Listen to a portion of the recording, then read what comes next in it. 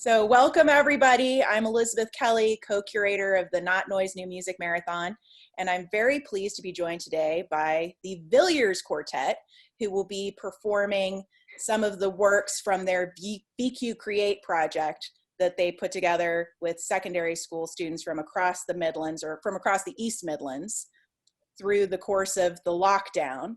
I've been very pleased to collaborate myself with the Villiers, both on this project and as a composer. They're actually going to be recording my quartets later this year, which I'm very excited about. But why don't I start off by just having the quartet introduce themselves. So Katie, hi everyone. Yeah, hi everyone. My name's Casey Stillman. I'm the first violinist of the Villiers Quartet. I'm actually from Canada originally, but I have moved over to the UK and made it my home. I live in New Mills in Derbyshire. Hi, I'm Tamaki. My name is Tamaki Higashi. I am Japanese violinist, and then I've been living in UK for just over 13 years now. Yes, I live in Leicestershire, Market Harbour in Leicestershire, and I'm the second violinist of the quartet. And I'm Carmen Flores. I'm the violist of the Villiers Quartet. I live in Nottingham in Beeston, which is about 10 minutes down the road from the university. Hi everyone, I'm Leo Melvin. I'm a cellist from London. Fantastic. And so, I mean, you actually basically answered my second question, which is, what's your connection to the Midlands? Obviously, three of you are Midlands based, and Carmen's very close to the university. And the set that you'll see was actually recorded at Ginogly Recital Hall under socially distanced conditions. And when was it? Early November, or no, late October. Late October. Yeah, so you can actually see Ginogly Recital Hall at the University of Nottingham on display in that video. So as a quartet, you're known as champions of new music, particularly British new music. Could you maybe speak to what draws you to new music as a quartet? I think it's actually very interesting and exciting to hear something written that has never been played before. I think for an audience, hearing something that is completely new and somebody hearing hearing as a performed something that it was just in someone's head is really interesting. I love working with composers and helping them through the process, not always helping, but giving some ideas that are sometimes accepted, sometimes rejected. We understand that. We understand that our suggestions are not always taken and followed through, but that's okay. It's all, everybody has their own ideas. Working with young composers is really interesting because they are just like sponges and they all absorb so many different things. In this project, the students were given examples of lots of different styles of music, and some of them really were drawn to different parts, and that's fantastic. Fantastic. Yeah, so I guess that brings me to my next question, which was about working with young composers. So the Villiers have done quite a bit of work with young composers, both at university level. So they've worked with my students at the University of Nottingham, students at Oxford, other universities as well, I think, right? And then in addition to that, over the last few years, I don't know, was it maybe 2018 that we started this project? So we've developed a project in collaboration with the Nottingham Music Service, where the quartet and I went to local and primary and secondary schools and worked with the children on creating compositions for string quartet. I gave sort of instruction and feedback on the compositions, and the quartet played through the compositions.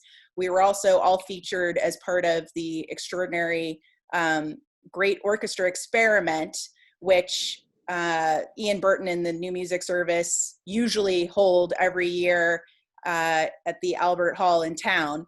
Obviously, unfortunately, it had to be canceled this year, which was part of the inspiration behind this project, the VQ Create project, in which you sought to reach out to secondary school students in the East Midlands online through the pandemic. So could maybe one of you speak to the VQ Create project, how it came about and how you sort of brought it to fruition through all of our lockdowns.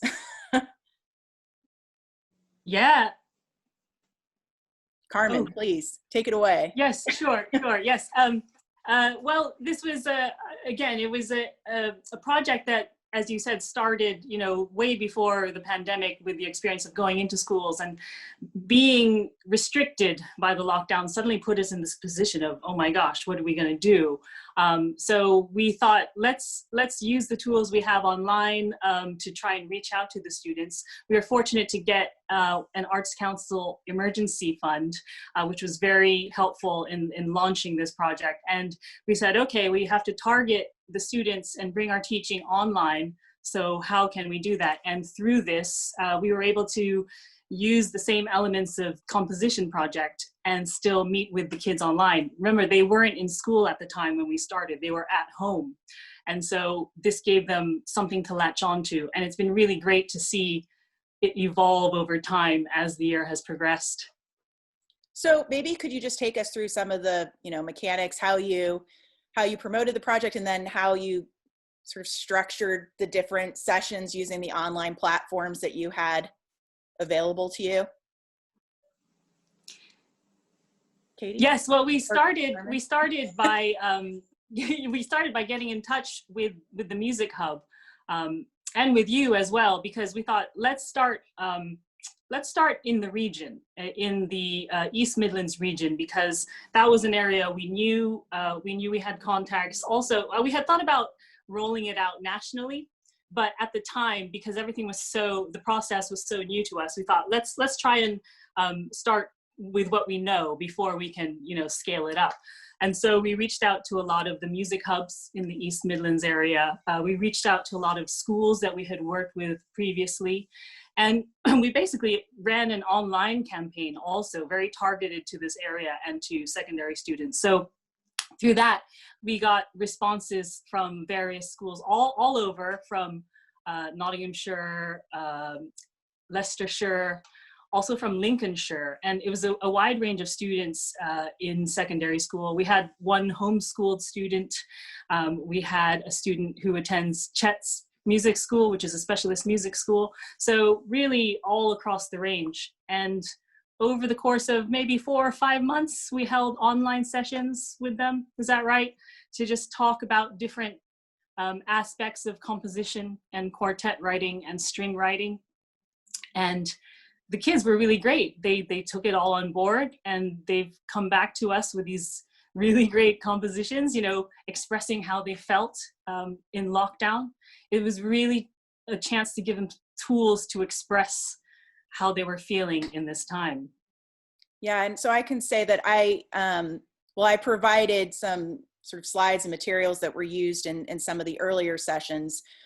We sort of took a divide and conquer approach because of just, you know, the limitations of Zoom and other technologies. So having sort of small group meetings early on, and then actually continuing with that sort of small group approach. So, but we actually had some sessions, or one sort of full day session, in which we had the quartet, due to the lockdown conditions at the time, actually in my home, in this very room, actually. And we were on, what were we on, Zoom or Teams, with groups of students, and the quartet actually played through their works in progress, and we gave feedback. And then they were able to make changes before the final products, which were recorded in Genogly. And maybe, Katie, could you speak a little bit to the pieces that we've selected for this event? I think there are 4 pieces. So maybe could you speak a little bit to those pieces and the composers? Yeah, great. It's really interesting. There are 4 that we've chosen to show today. They all use some different techniques. So one of them has this piece by Samantha Coleman, a young composer. She liked the idea of, she had a really visual sense, and she talked a lot about the story of her piece. And there's a bit in the middle that she writes to play in a sort of drunken fashion. So she liked to play around with the sense of rhythm. Actually, I think Leo and I had a interesting session. Actually, I think we did sort of intense workshops with each of the students in a group session. So we had 3 or 4 of them together, and we were supposed to have 6 minutes each or something, Leo? Yeah, it was That was intense, wasn't it? Yeah, and there was no way we could get it to work for 6 minutes. But we worked with them all, and we had ideas about helping them with chords and things. But anyway, Samantha's piece has it's a really interesting middle section in which they go to a party and then they come back, and it's really evocative and tells a bit of story. David Each wrote a piece that has a lot of sort of strong chords and a slight minimalist feel. On the page it looks really simple, but actually I think it's a really powerful piece, and at the end ends with a sort of snap using Bartok picks, which is really an exciting technique to use. Dominic Shivers wrote a really interesting, funky melody that we all enjoyed / found difficult to play. Lots of chromaticisms, which kept us on our toes, but actually was a bit of an earworm, which I really enjoyed. And Keelan Colchin wrote a piece that has some really nice effects. He uses sul ponticello, which is sort of on the bridge, and so some glassy sounds. So there's some really nice contrast in that piece as well. You can really hear range across the pieces and the students' individual creativity coming out, which I think is really wonderful. And I thought it was really a joy working with all of them in the sessions. They all had quite a lot, great ideas, and were happy to take feedback on. And so, yeah, I would say it was really sort of a breath of fresh air for all of us, certainly through lockdown, to be able to work with students in that way. So why don't I why don't I ask what surprised you most about the VQ Create project? Leo, I'm passing it on to you. What surprised us? To be honest, I wasn't very surprised. I was, well, of course, when you're listening to new music, you're always surprised, but I was expecting that. But what was unusual for me, which I really enjoyed, was because usually when we play music, it's from a fully fleshed out composer who knows his or her language completely and knows all of their grammar and everything, and these young composers don't quite have that yet, or some of them don't quite have that yet, and they're still finding their voice, still finding the way that they communicate through music. And it was very interesting just seeing their process of things that they thought didn't work in our first playthrough, and sometimes their advice that they ignored from us and decided to go in other ways. Very interesting. We like to see that. We like to see sort of going off in their own direction. And it was just interesting to see when on the final day of recording, it was the closest to their fully to how they really wanted their voice to be. And I just found that was, I suppose, that was something I didn't expect to discover on the project. That sort of spirit of rebellion. Yeah, no, I guess just the sense of progression of them writing their pieces and getting closer to the character that they wanted to convey. Finding that's their always own the interesting thing to me. Whereas usually we're playing Beethoven or something, and it's just Beethoven already really knows his character very, very well, knows exactly what he's trying to say. So it was interesting with young composers. They don't know exactly what they're trying to say yet, and we're trying to help them find that. I really enjoyed that. Yeah, so you were really a part of the actual evolution of the piece in a way that you wouldn't be, certainly for a historical piece, but even for a fully composed work by a and a way composer. that we had really no control over. Yeah, we would just say our piece, and then it's still completely up to them what they do. Were there any things that sort of surprised you about using these online platforms in a positive way? I mean, obviously, I know that we had issues with, for example, ensuring that we had, good sort of audio and video quality for the playthroughs for the students. But do you think that there were any positives to working in this online way versus in person? I thought it was nice that everyone probably felt comfortable because they were all in their own homes. That's so true. There was an element of everyone just felt, it felt like everyone was very relaxed and comfortable. Because we're not all in a room together with people you don't know. Always makes people a bit more nervous, and I felt the composers felt more comfortable speaking their mind, asking questions, and that kind of thing. That's true, and that's maybe actually... I imagined that, but I thought that's what was happening. And I mean, I think that's probably, and the quartet and I can, well, we can speak to this in the past when we've worked with secondary school students in particular in live settings, you know, when they're surrounded by all of their friends too. I think that you're absolutely right. They can be pretty intimidated and afraid of saying the wrong thing. So maybe there was sort of a certain liberation to being able to speak online. And I think, I would say, I would agree that I think there was sort of more equality of participation because of that, which was interesting. And also just the ability to reach all of these composers across the region, which would be really difficult to do in person. So I think my last question is just about, as a quartet, I've been very impressed by the fact that you've managed to stay pretty active through the various lockdowns. We're in our second national lockdown now. And then of course, there's also been further local lockdowns, particularly across the Midlands. So could one of you just speak to how you've adapted your performance activities for lockdown? Yes. Well, I think the being musician and the being artist, and obviously we would like to be involved in the music making, but in general, just being creative and being creative to create something. So that's in us and that's in the group. So I think whilst we were all in shock and frozen at the state of lockdown, like gradually we kind of stimulated each other to come up with one project to another. So We Could Create was the very first project we came up with. And then after that, we started talking about VQ commissions. So we tried to create this project to reach out to composers in the country and then really come up with some music which highlight the lockdown and the state of everybody being home. So that's just taking off. We are still doing various groundwork for that.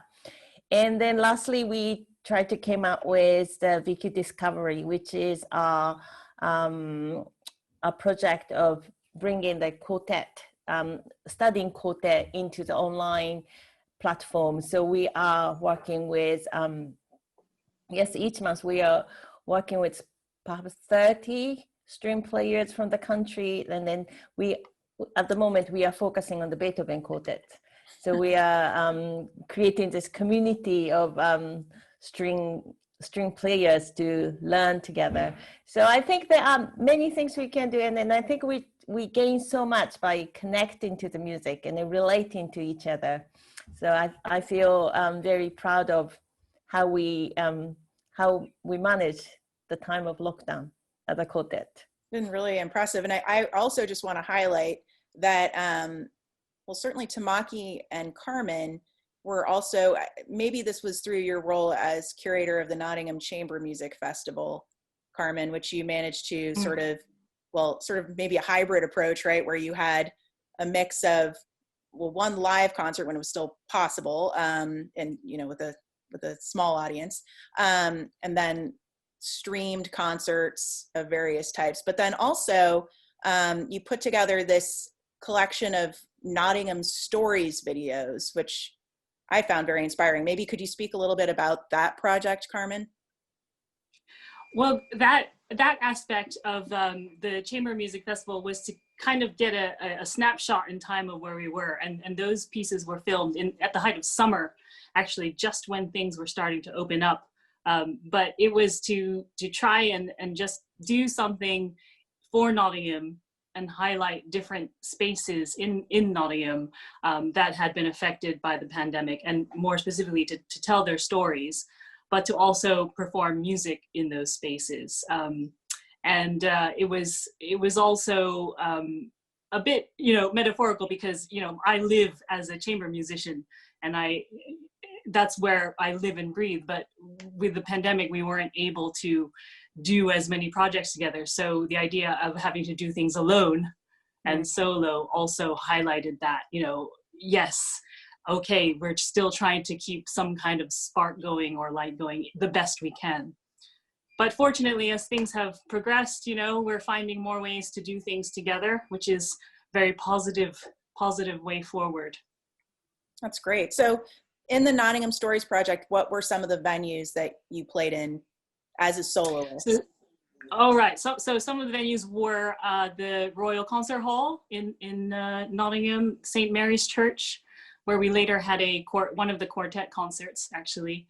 The Council House, the Restaurant Delilah, Nottingham High School, and Nottingham Contemporary. So they all represented different facets of city life.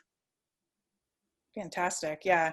And they're very beautiful videos. So I really recommend that everyone, they're available on YouTube, right? We're also going to show one as part of this, but yeah, I think they're all really beautiful and inspiring. So thank you for doing that, Carmen. And thank you to all of you for staying active through lockdown. And I can say I've really enjoyed working with you through this period. And I've also really enjoyed just working with you on this, you know, wonderful project with the secondary school students to really kind of have, you know, a positive, creative experience through this and to adapt to the shifting conditions. So thank you so much for that. And thank you so much for talking to me today. I hope that everyone enjoys the videos as part of the NottNOISE New Music Marathon. All right, thank you. Thank you, Elizabeth. Thanks, everyone.